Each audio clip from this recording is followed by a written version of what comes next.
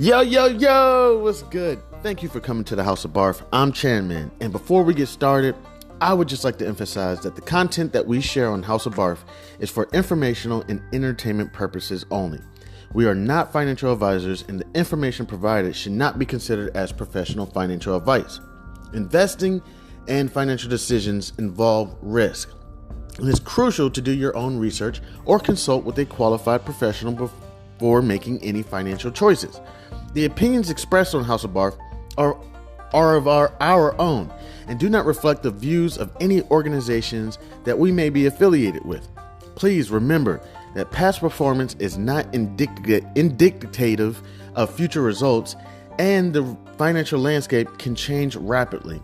Always conduct thorough due diligence and seek financial advice from a financial advisor tailored to your personal needs and circumstances. By listening to this podcast, you agree that the host and in the future, if we have any guests, are not responsible for any financial decisions you make as a result of the information presented on House of Barf. Now let's dive into today's episode. Yo, yo, yo, what's good? It's Chairman House of Barf. What's popping? What's going on? So, I just been busy last few days. It hasn't been too long since the last time I posted. I can't even remember the last time I posted. But yeah, a couple things going on. Still working on the book. Book is pretty much done now. It is done. And now we're moving towards marketing and, sales and marketing, promoting. So it's an uncomfortable place for me to be. But yeah, gonna go ahead and trust in God. Just know that, don't feel like I gotta handle every situation out there in the world, and you're dealing with all these different types of people, people that hate financial literacy, or people who hate people of color, or people who hate me personally, or even vice versa, people who love me and look up to me highly, and feeling uncomfortable trying to meet those standards. So please, if you're able to, Langston Manxton's Cooler-Made Adventure is available now on a few different platforms, as far as I know. Amazon, Goodreads, a few other platforms. Here, let me see real quick. And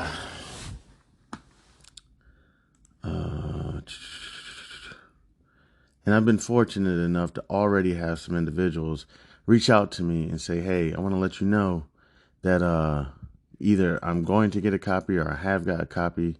So, I was like, I'm very appreciative of that. Not to mention people who I've haven't spoken to in a while, and I've been secluding myself for so long, and finally try to expose myself and people how supportive they're being. It's beautiful, I'm just gonna still stay humble, not stress myself out by feeling like I gotta meet every demand or whatnot. Just stay cool, and we're gonna keep pressing. Right now, as far as I can see, it's available. Langston Manxton's Cooler-Made Adventure is available on Amazon, Barnes & Noble, Goodreads, and Saxo. So please, if you got a chance, an opportunity, please support. Again, all this is just going to support the podcast, the conversation that we're having. It's going to support possibly even other books in the future. I can't tell you exactly where this is going to go, but it's in my personal opinion, as of right now, it's all going to go towards a good place. We're going to make sure that we keep pressing and empowering young ones with financial literacy, as well as anything we can do to possibly even donate to I don't know if it's a possibility. Companies such as FINRA or the Securities and Exchange Commission or the Office of the Comptroller or anything that, can help protect the integrity of the industry. So yeah, it's all going to hopefully go towards good places. Um, Last week I did receive a bunch of criticisms from a couple of marketing teams, who, in my personal opinion, were genuine, were good. Appeared to be good people. So went over those criticisms. I've been, I'm not trying to make excuses, but I've been busy. I have a bunch of legal stuff going on right now, as well as paying attention to the markets, working on this book, getting it fully published. Matter of fact, I actually have 20 paperback copies right here from the publisher. Um, so that was nice. That was nice to get those. They actually came in yesterday.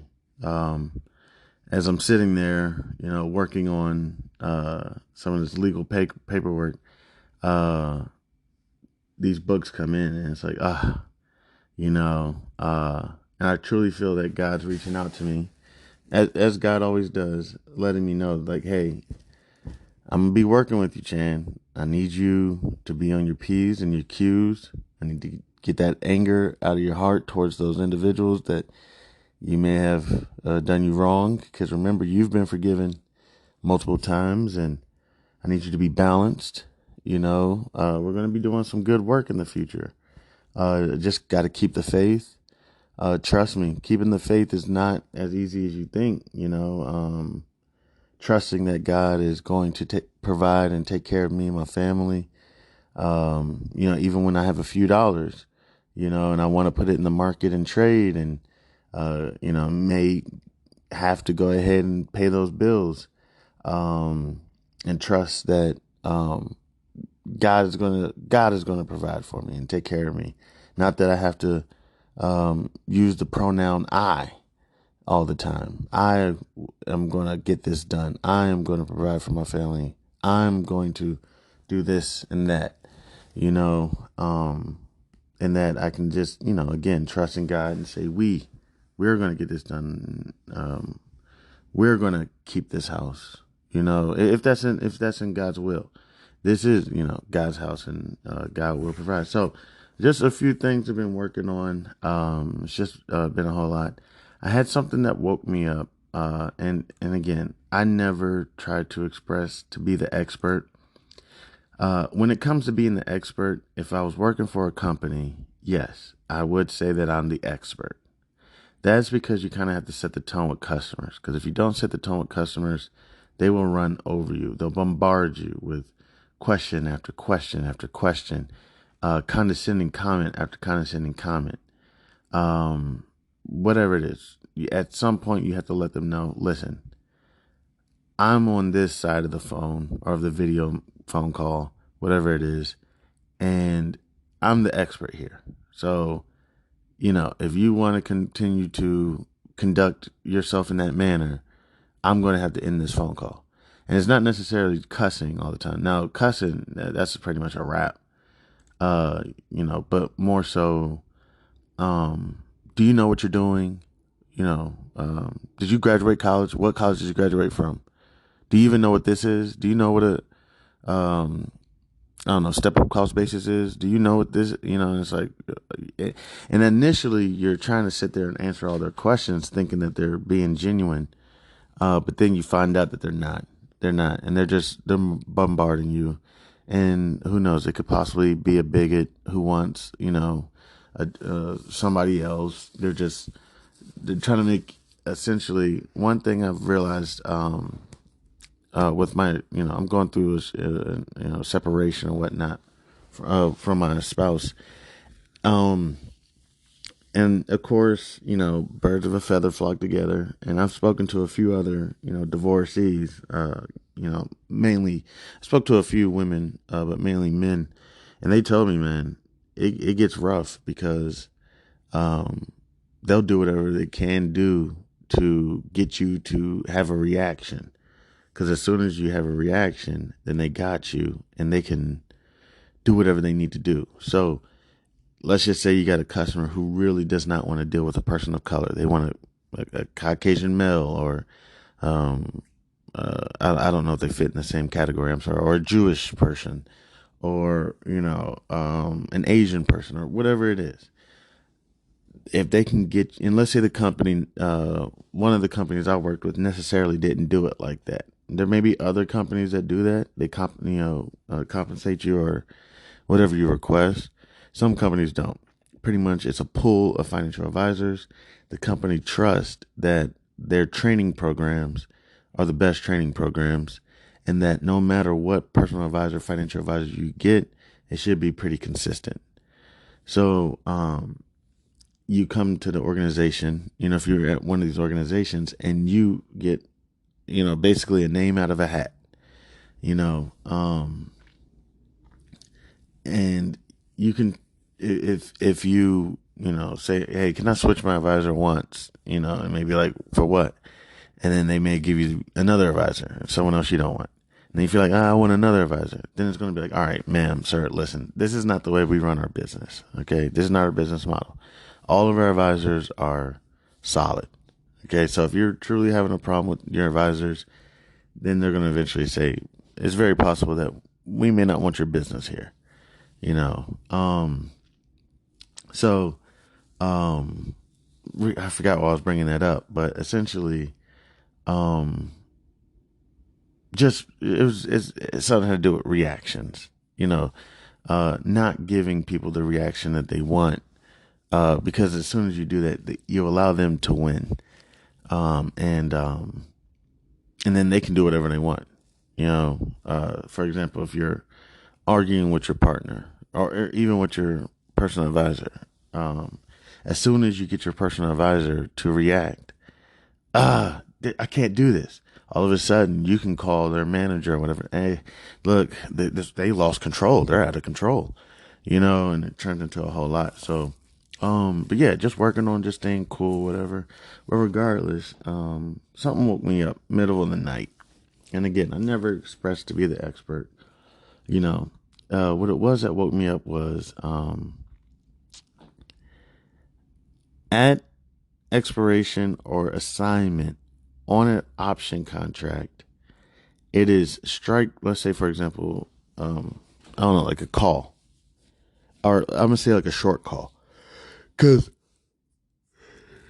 I was speaking to somebody about short calls, and this happens to me all the time. All the time, I'm sitting there, I'm talking to somebody about something, and I'm very cautious when I speak to people because, you just want to make sure you cross all your T's and dot all your I's. And even when I'm asleep, the conversation is running through my head. And I was talking to someone about a contract that they sold on a stock that they owned, and was basically like, hey, yeah, if I sell this contract, this strike price, it's pretty much, and I'm not giving advice or nothing. We're just conversating. What at assignment, what is it? And it's like strike price plus premium. That's going to be basically your cost basis. So for example, if you sold something at, so you bought something at, I'm just keeping it simple. You bought something at $2, and currently it's at, I don't know, $5, and you sell a contract for $4, and you sold a contract for $4 for, I don't know, it'd be somewhere between like 10 cents or something like that. I'm just making this up. So you sold it for like 10 cents. When I was thinking about, if your thing gets assigned, it's going to be strike price plus premium. So you sold the contract at strike price 4, premium is 10 cents. Remember, with options is multiples of 100. I'm like, yeah, strike price plus premium. Well, then in the middle of the night, it hit me like a sack of bricks. Literally, it woke me up. And I was like, oh crap. Strike price plus premium, if I'm correct, does not mean the premium you sold it for. So, yes, you sold a contract for 10 cents in this case. However, that contract is trading. So, it could be worth $1. You sold it, you sold it for $10. You might be able to buy it back for, you sold it for 10 cents. You may be able to buy it back for 1 cent. And that way you made, 9 cents, you know? On the other end, though, let's say you sold the contract for 10 cents and now it's at 15 cents. All right. So in that case, it's still strike price plus premium, but it's not the premium that you necessarily sold the contract for. So now strike price is 4 plus your premium, which would be, what's that, like -5. So you sold it at 10 cents. And at the time of assignment or expiration, or expiration, if it expires worthless, then you collect the premium, period. Whatever it is. At assignment, I'm just thinking this. This is what came to my head. Now, actually, I was trying to Google it, but I really couldn't find anybody who could answer the question I was trying to ask, which is basically what happens to the profits and losses if you're assigned at assignment. And this is why I really like demo trading, because the only thing is I gotta find something that I can get assigned like today, like SPX or something, just so I can see what happens to the gains and the losses. As far as I'm concerned, if I was, thinking correctly, so if you sold a contract at 10 cents and now the contract's worth 15 cents, you have a loss of 5 cents. So at the time of expiration, assignment, let me see, I'm sorry. Please take your time to review the important information. Okay, sorry. Something, terms and conditions I had to read real quick. I'm looking at my,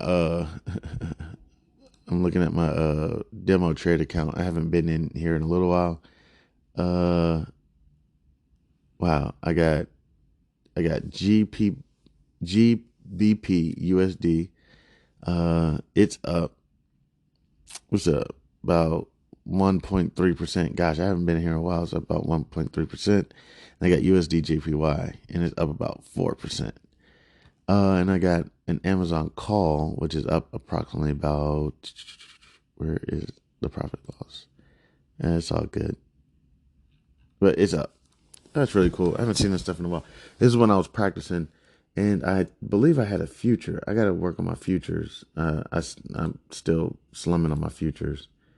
I don't even really. Yeah, that was something I meant to do on my demo account. So when it's at assignment, again, you got it at 2. Whatever it is, ABC stock. You purchase the underlying, or whatever, however it worked. You own the underlying at 2. Currently, right now, the underlying is at 5. You sold a contract at 4 for, I don't know, 10 cents, something like that.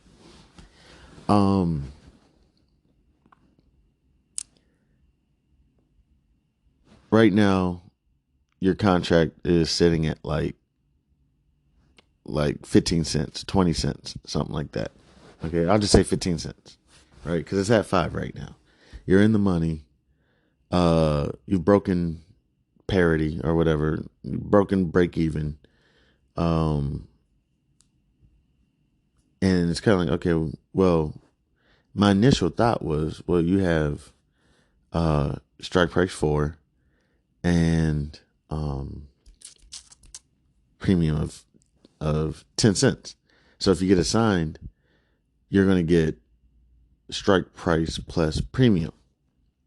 Well, let's say you get assigned, and this is what I'm thinking now. You get assigned, and your contract is negative. And I know for some people they're like, "Yo, you didn't know this?"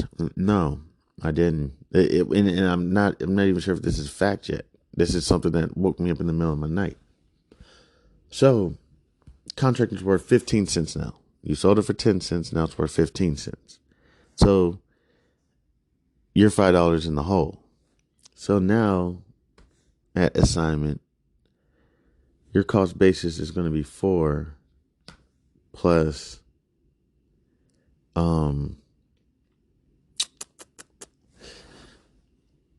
is it going to be 5? I think it's going to be 5. 5 cents. Let me think. Wait. 4 plus 15 cents. Yeah, I think it's going to be 15 cents. Instead of, let me think. See, I'm trying to think real quick. I tell you, I talk about it. I think you kind of get the gist of what I'm trying to say. So initially, your cost basis was, you were going to sell it at $4 and the 10 cents. Sorry, I don't have it all down packed, seriously, but I think I get what I'm trying to do. So your cost basis was going to be 4 plus 10 cents. So your cost basis was going to be $4.10. Now, because you have a loss, the contract is now worth 15. So you sold it at 10 and you got to buy it back at 15. So now it's not going to be $4.10. Now it's going to be $4 plus, I'm going to say 5 cents, because you have that 5 cent loss. So your contract's not worth 10 cents anymore. Now it's worth, you've taken a loss on the premium. So you collected 10 cents. However, because of that loss, because it went up in value, it went against your contract. Because it went up, the contract is worth now 15 cents. And for you, that's a loss of 5 cents. So now your cost basis is going to be $4 plus, I believe, 5 cents. And that's going to be $4.05. So you're going to be selling at $4.05 instead of $4.10 or whatnot. So that just hit me like a sack of bricks. Like literally at like 1 a.m. in the morning. Just woke me up out of my sleep. So when you have your, you sell a contract, right? Now, I'm going to use a different number. I'm just going to use a bigger number, okay? So you sell your contract for now, let's just say, $10,000, right? You're in one of these major companies, and $10,000, that would be $100, okay? So because it's 100 times 100. So, but let's just say, I'm just going to keep it simple in layman's terms. So you receive a $10,000 premium. You're sitting there thinking, hey, I'm going to go ahead and if my contract gets assigned, it gets assigned. I'm willing to let it go. I'm fine with that. Well, you sold it and you received a $10,000 premium. But what happens now if the stock goes up and now you have a $5,000 loss? Now your contract is worth, what is it? Well, 105 now. You sold it for 100. Now it's worth 105. What happens to those profit and losses? Is it just that they just kind of disappear? Believe it or not, for the last couple months, that's what I kind of was thinking. Mine is going to be strike price plus premium. Well, I didn't include the profits and the losses into that. So you sold a contract for 100. You received $10,000 premium. 100 times 100.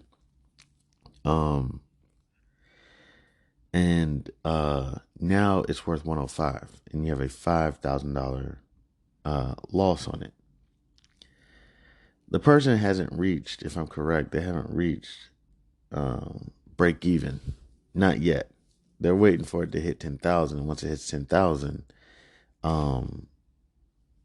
then they'll assign you, because basically they broke even and you lost all your premium. But let's say they assign you at 105. Essentially now you don't have $10,000. You've given up five of the $10,000. So now it's strike price. I don't know, strike price. I don't know, I'm just making something up. 100 plus your premium. So you thought for a second, or I thought for a second, I was going to, get the strike price plus the premium, even at assignment, no matter what. Well, no. And that's where I messed up. And this is the risk of investing, of the options trading, is that no. So you thought possibly, let's just say, for example, I don't know, you thought you were going to have a $20,000 gain, right? You're like, oh yeah, cool. I got, I don't know. I bought it for 100. It's at 200 now. So 100 times 100. I got $10,000 there. Then I collected, I sold a contract for $100. So I got $10,000 there. And I'm going to roll out with 20 G's, even if I get assigned. Not really realizing if I'm correct, if I have this correct, it's not going to work that way. So you may have the $10,000 because you sold it at, let's say you got it at 100, the underlying, and now it's sitting at, I don't know, 210 or something. Regardless, you sold the contract, strike price 200. So you got that 10 grand right there. However, you sold the contract for 10 grand, and now it's worth, essentially, like 15 grand. You're in the whole 5 grand. You know what I'm saying? You're in the whole 5 grand. So when you do your strike price plus premium, it's not going to be 100 plus 100, 200 times 100. You know what I'm saying? The first 100 is the trade price of the underlying and the market price, or the strike price of your option. The second 100 is the premium that you received. And then the third 100 is at how many contracts. And each one contract equals approximately 100 shares. That's right, where that came from. It's just, I don't know, arbitrary numbers, made up numbers. Well, it's not that. It's not going to be 100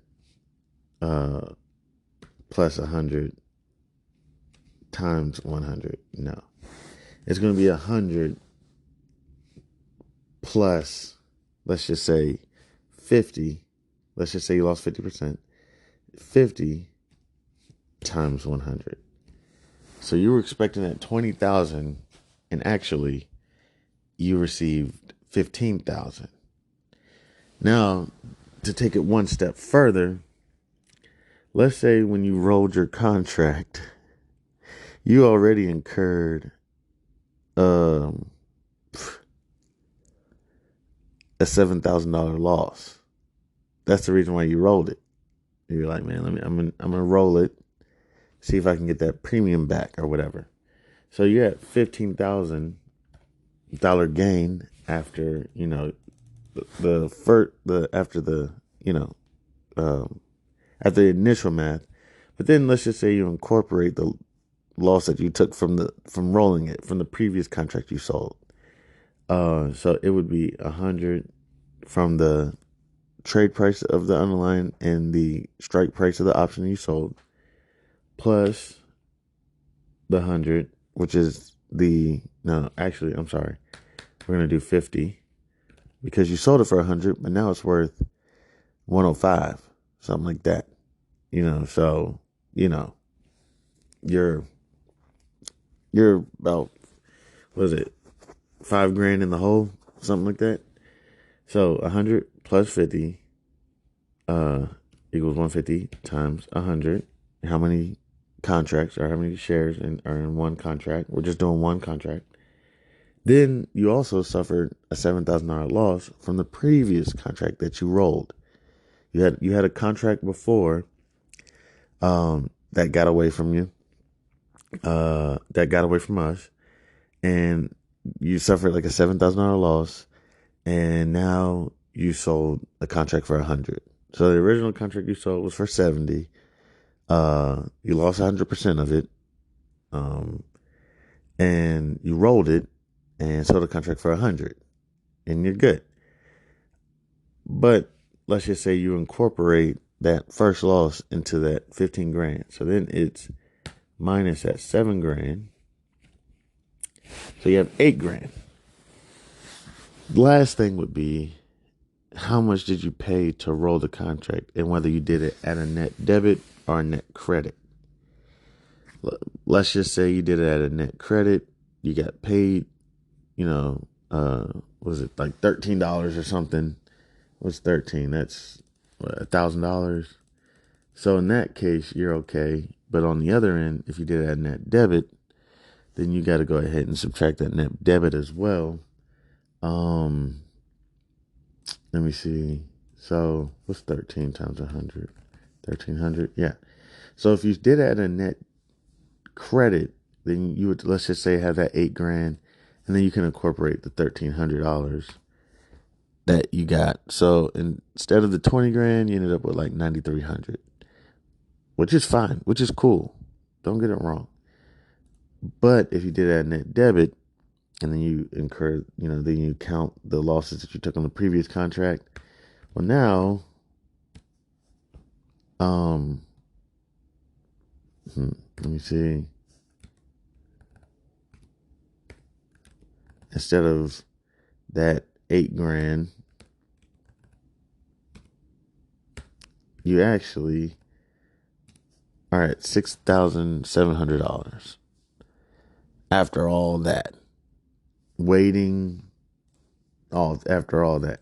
So that hit me like a sack of bricks in the middle of the night. So that's something I'm going to work on in the future. And yeah, of course, can go out, sell a contract at a net debit. I have to do some research on when it's beneficial to sell a contract at a net debit. Here, let's do that real quick. Let's see if we can find somebody on YouTube or something.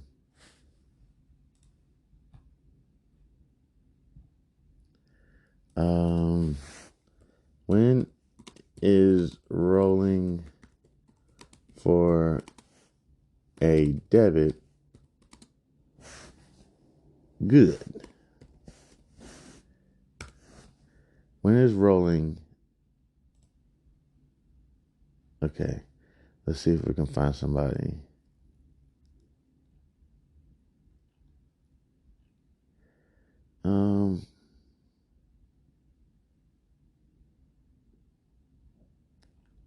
There's so many people. How to roll over debit and credit spreads. That's not what I'm looking for. Here, let me see. All right, let's just go to anybody. Brad Finn. Brad Finn. What do you want to talk to us about, Brad Finn? Let's hear what you got to say. There's going to become a time where we have to roll. And oftentimes we want to roll for a credit, right? We want to improve our strike or go out in expiration. But there's going to be times where it's time to take the L. It's time to roll for a debit. And I have to pay some premium to keep this trade alive and not get a sign on your shares. Oftentimes, guys, we get so focused on not losing any premium, that, myself included, we shoot ourselves in the foot when really what we should do is take one step backwards to take 2 steps forwards. And I recently did that. We've been talking about it a lot inside the Discord. So I just wanted to clear up exactly why I made the move that I did. So if you caught my last video, guys, you know that I've been in a battle with Google. I made a couple of mistakes. That's what that video was about. I'm way below my basis, and essentially I started right here with a covered call at $92, and really since then in February, Google's been on an awesome run, which is great because I own the shares. Now, this is kind of like one of the things that we have to deal with if we're going to be trading with something that's a potential growth stock like Google, but essentially it's been on a tear for this year. And I've been rolling up in strike. I started at 92, 94, 95, 97, 98. But when I got to that 98 range, that 97, you can see I was at 97 from March 15th all the way to April 15th. So 4 weeks rolling at the same strike, just moving it out. And really getting these net credits of like $10, $20. Now I'm able to come on YouTube and say, look at me, I'm not losing any money, I'm still getting a credit, I'm still rolling for a credit.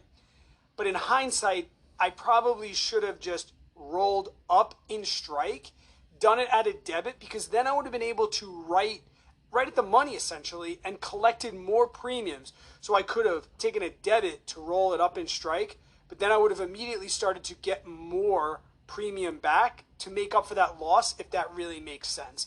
And essentially my hand was forced to do so. And after I talk about this Google, I'll show you all the trades I made in May. So we'll just get all caught up to date. But essentially what happened was I'm at $98 and it shot up. I mean, it's been in the 110s and it hasn't had one of those dips, all right? And it just kept going. And I got to a spot where I'm like, I'm really, really at a danger of getting this thing assigned. I think it was at like 117, and I wrote it up to maybe like $110. I got it to here, right? So this cash secure put, that was trying to better my situation. That wasn't part of this roll.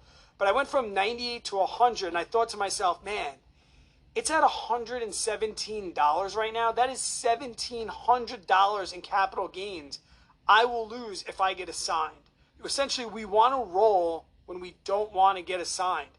And I knew that if I got assigned at $100, I would want to wheel this and try and write puts where I got assigned. I wasn't going to be able to write any puts at $100. So the long and short of it was, if I would have got assigned at 100 with it $17 in the money, I still would have been having to make my strike higher for the puts, and I would have lost money here or there. So what I did is I rolled this up to $100. I was like, still not happy with that. So literally like an hour later, I said, F it. I'm going to roll it up to 113. It cost me $17.56 to do so, which made me look, like I said, it pretty much wiped all of those premiums clean, pretty much break even, you'll see, on those premiums. But in hindsight, right, the portfolio is not just about how much premium you collect, right? Our goal is to grow our portfolio. So I bettered my situation capital gains wise by $1,700 or by $1,300, right? I really went from 98 all the way up to 113 in one day, right? So that's a $1,500 gain in capital gains. If I got assigned at 113, I'd be much happier when the share price was at 117. That's a $4 swing. Google can do that easily. So I took the L in premium to get it back in capital gains on assignment. That's really the reason and how I decided that I was going to now roll this for a debit. And you can see this first one here. Okay. All right. So yeah, it's kind of like some, I don't know. The video is a little bit longer. I guess if I had any other kind of concerns, it'd be, what if you are trying to get assigned? You know, what if you are trying to, like, you know, I guess you could sell an in the money call and just try to hurry up and get it done. Because, you know, what happens if you keep rolling and then the stock drops? And I guess essentially your contract would expire worthless. And I guess that's what everybody wants. But then your stock starts to become worthless, you know. But I guess because you're collecting the premiums, I guess you're like, you know what, I'm good, I'm okay. Essentially, I guess if we wanted to compare it to something, and this may be a horrible analogy, it'd be like real estate.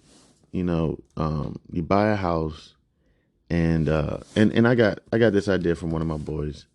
He kind of said it like this to me. So this isn't all me, but he says it's kind of like a house. You buy a house, you plan on living in it, you plan on renting it, you plan on doing various things with it. Essentially, what the market does, it does have an effect on your decision, but let's say to an extent, the market doesn't really have an effect on your decision. So the housing market goes up, you decide that you want to keep the house. Okay, the housing market goes down. You decide that I'm keeping the house. But in the meanwhile, you can do various things with the house, such as rent it out or whatever, up until you come to a final decision. And when you make the final decision, it appears that your final decision is made when it's like the neighborhood isn't the neighborhood anymore, or it's just not logical, or it's not making any sense to keep this house any longer. Just like with a stock, you don't really sell a stock just because. I mean, I'm not saying that, I'm just saying, whatever you want to do is your decision. It's not advice.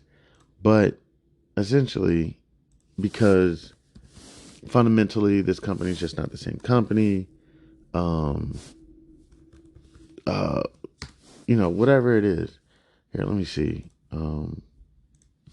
Let's see. I don't think my microphone's working. When is a good time to sell a stock? Yeah, see, it's not even working. When is a good time to sell a stock? Oh, gosh. All right, let me see. When is a good time to sell a stock? It makes sense to sell the stock as soon as the technical level is breached or downside.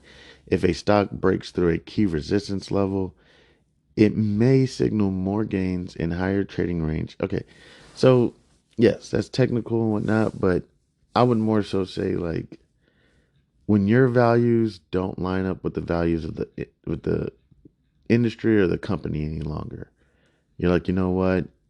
We're just not aligned anymore. And I would say that technicals too. You know what I'm saying? If a stock shoots up, it was $5 yesterday and it's $50 today, might be a good time to just go ahead and sell. You know what I'm saying? You can always sell short puts on it, if you want, back at 5. Fundamentals. Their earnings, revenues are skyrocketing out of here, out of the world. Maybe you're like, you know what?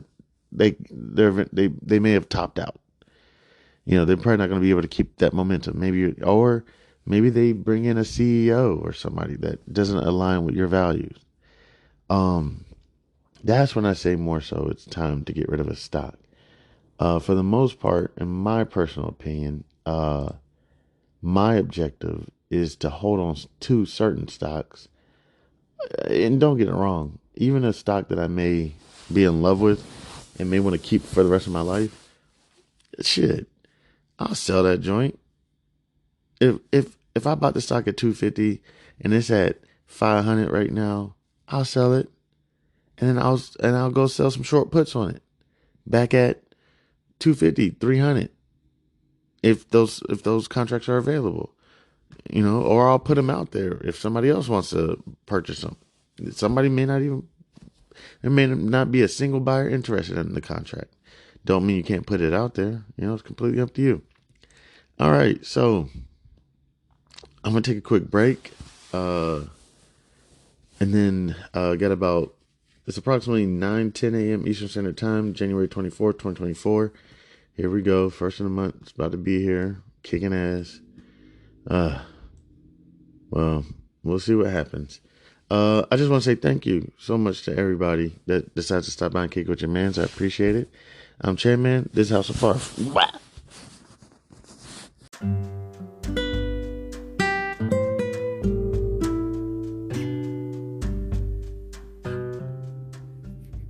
I am thrilled to introduce you to an exciting new storybook journey that I believe will capture your imagination. Allow me to present Langston Mankson's Coolamade Stand Adventure, a compelling short story that promises to transport you to a world of interest, excitement, and learning. The title of the book is Langston Mankson's Coolamade Stand Adventure, by Chandler Hayes.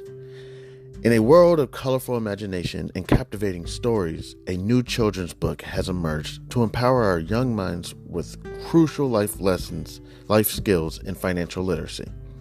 Langston Mankson's Kool-Aid Stand Adventure is a cheering short story written by a talented Black author who understands the importance of equipping our youth in the early stages of life with the tools they need to navigate the realm of money, savings, and smart choices. Meet Langston Mankson and his imaginary best friend, Zonky, a pink elephant, two curious souls who embark on an adventure around the vibrant landscape of Wichita, Kansas, where Langston Mankson sets out to accomplish multiple goals and is met with obstacles that he must overcome. Langston Mankson and Zonky discover valuable lessons of talking about finances in the home in order to gain knowledge. Langston Mankson, with a little bit of confidence, the guidance of supportive parents, the help of community members like Mr. Tiller, and his imaginary best friend Zonky, Langston Mankson learns about the value of money and how to save, the importance of making thoughtful spending decisions, the significance of thinking outside the box when met with challenges with money, and the joys of sharing with others. Through relatable experiences and engaging storytelling, young readers are introduced to the fundamental concepts of money, such as earning, saving, and spending responsibly. Langston Mankson set savings goals, teaching children the importance of planning for future needs and dreams. The book celebrates diversity and the different perspectives on money, shedding light on its role in different people's lives. The characters' interactions emphasize the joys of serving others, the gift of sharing, and making a positive impact in their community. The pages of Langston Mankson's Kool-Aid Stand Adventure come to life with vibrant illustrations. The colorful and imaginative visuals not only captivate young readers, but also enhance their understanding of complex financial concepts. Langston Mankson's Kool-Aid Stand Adventure is coming soon to bookstores and online realtors. It is a must-have addition to any child's library, fostering essential life skills while sparking the joy of reading. Empower the young minds in your life with the gift of financial literacy and imagination. Join Langston Mankson, Zonky, family, and friends on their extraordinary journey of running a drink stand to set them on the path of a brighter future. Your opinion means a great deal to me. I would be honored if you would consider exploring Langston Mankson's Kool-Aid Stand Adventure and sharing your thoughts. Your feedback could play an invaluable role in shaping the future of this project. If you have any questions, comments, or would like to discuss the book further, please don't hesitate to reach out to me. Your support in spreading the word about Langston Mankson's Kool-Aid Stand Adventure would mean the world to me, and I deeply appreciate your consideration. I am a passionate advocate for financial literacy. Me, Chandler Hayes, and am excited to join the community of storytellers. With a background in finances, I am driven to inspire children to embark on their own adventures of learning and discovery through the power of literature. Langston Mankson's Kool-Aid Stand Adventure is a heartfelt endeavor to promote financial literacy in a fun and accessible way. As a Black author, I'm committed to providing children of all backgrounds with the tools for success, and I am proud to contribute to a more financially informed generation. Thank you for taking the time to explore this advertisement, and I look forward to the possibility of sharing this extraordinary literature adventure with you. Please feel free to contact me. You can reach me at the email c287gph@gmail.com. All right, thank you. Warmest regards. Have a great day. God bless.